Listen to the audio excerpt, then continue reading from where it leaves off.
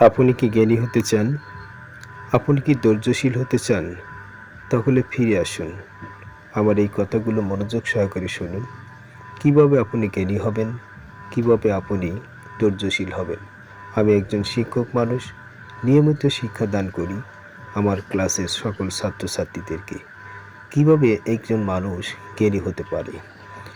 জ্ঞানী হওয়ার জন্য মূল শর্ত হলো আপনাকে নিয়মিত পবিত্র কোরআন এবং সুন্নাহ ও সাহিত্য অধ্যয়ন করা। যদি সাহিত্য অধ্যয়ন করেন তাহলে আপনি জ্ঞানী হতে পারবেন। আর জ্ঞানী যখন হবেন তখন আপনি ধৈর্যশীল হবেন। আর ধৈর্যশীল যখন হয়ে যাবেন তখন আল্লাহ আপনার সাথে থাকবেন। আল্লাহ যখন আপনার সাথে থাকবেন তখন আপনি এই পৃথিবীতে সকলের কাছে সমাদৃত হবেন। সবাই আপনাকে ভালোবাসবে এবং ভালোবাসা দিয়ে আপনার পাশে তারা সবসময় থাকবে। বিপদে আপদে এবং অন্য কোনো চরম দুঃখ কষ্টের মধ্যেও যদি থাকেন তবুও আপনাকে ভালোবাসা দিয়ে আপনার এই দুঃখ ঘুচিয়ে দেবে। তাই সবচেয়ে বেশি গুরুত্বপূর্ণ বিষয়টি হলো আপনি যখনই সময় পান তখনই সাহিত্য অধ্যয়ন করুন। সাহিত্যই আপনাকে সঠিক পথ দেখাবে।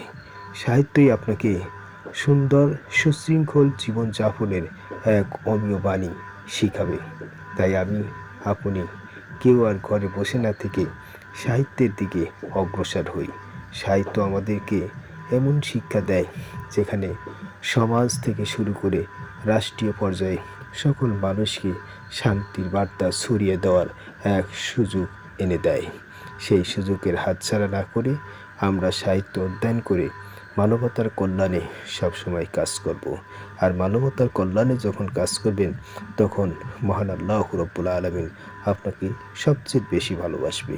আর এই ভালোবাসাই কিন্তু আপনার জন্য মঙ্গলের এক সুন্দর সুশৃঙ্খল দুনিয়া ও আখিরাতের কল্যাণের পথে নিয়ে যাবে, যেখানে আপনি শান্তি শান্তি শান্তি ছাড়া আপনার আর কোনো পথই থাকবে না। তখন আপনি নিজে থেকে অত্যাধিক খুশি হবেন, ভালো লাগবে। আর যখনই ভালো লাগবে মনটা, তখন আপনাকে কে হারাবে?